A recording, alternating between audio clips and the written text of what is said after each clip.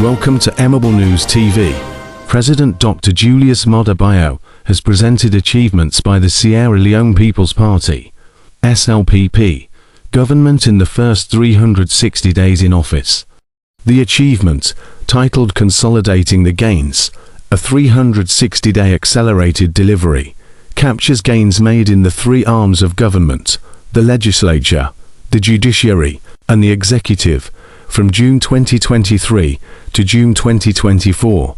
Speaker of Parliament, RTD, Hun, Sigpo Solomon Thomas, revealed that in just about a year as a parliament, they had 149 members of parliament, MPS, of whom 135 were directly elected from the country's 16 districts, while 14 were paramount chiefs, elected from the 14 rural districts.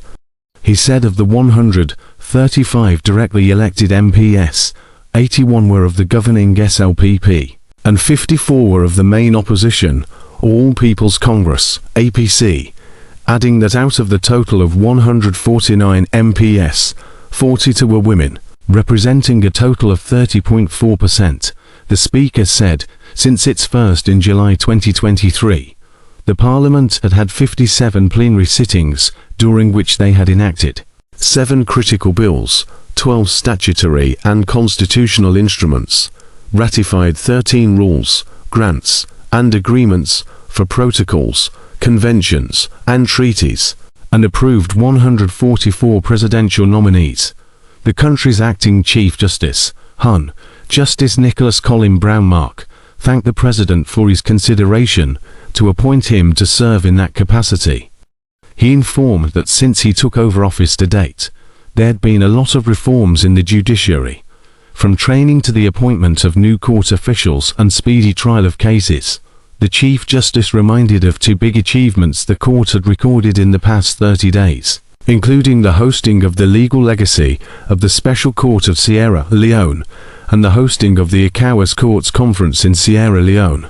With support from President Bio, Chief Minister Dr. David Moinina Singh revealed that government's flagship program, the Sierraleone Initiative, had received an increased budgetary allocation and additional support from the government, donors, and international partners, especially for farmers through the Bank of Sierra Leone, to increase productivity.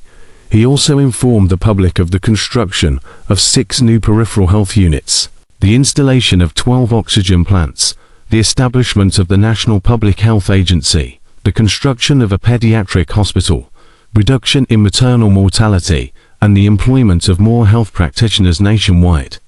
Civil society representative and executive director of Institute for Governance Reform, Andrew Laverley, described the exercise as an effort-making event by the government to give account of their stewardship to the people of Sierra Leone, confirming that this is the first time in the history of this country that the government is making performance contracts open. He said there were 536 promises made by the government before the election, of which 79% were almost completed. He emphasized that, even if all the promises were completed, they were not transformative enough to transform the country. Mr. Laverley called on the government to note that, while we celebrate the gains today, we are interested in knowing exactly what we lost as a nation in the last 360 days as a result of unrest. Our schools were closed, health centers were not accessible, markets were closed, and the government did not function properly. President Julius Maada Bio thanked his ministers, the judiciary, and the legislative arm of government, as well as development partners, the civil society, and the media, for attending the event. He pointed out that it was indeed a pleasure to have them witness his government's governance accountability program, and that he was more than happy to also share the little they had done in 360 days.